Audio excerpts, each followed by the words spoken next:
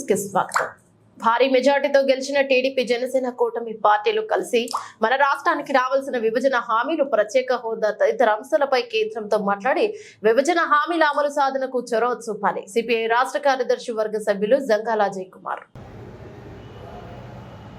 రాష్ట్రానికి ప్రత్యేక తరగతి హోదా, విభజన హామీలు, వెనుకబడిన ఉత్తరాంధ్రకి, రాయలసీమకి ప్రత్యేక ప్యాకేజీ, అలాగే విశాఖలో రైల్వే జోను, కడపలో స్టీల్ ఫ్యాక్టరీ, వీటిపైన ఇటీవల భారీ మెజారిటీతో ఎన్నికైనటువంటి చంద్రబాబు గారి నాయకత్వంలో ఎన్నికైన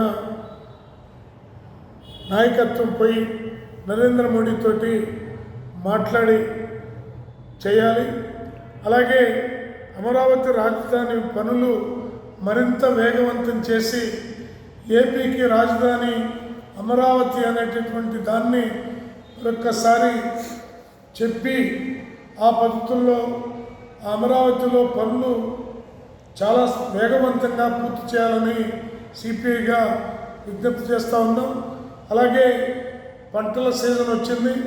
రైతులకి ఇస్తామన్నటువంటి 20,000 పెట్టుబడి తక్షణమే రిలీజ్ చేస్తే రైతులు ఆనందంగా ఉంటారు.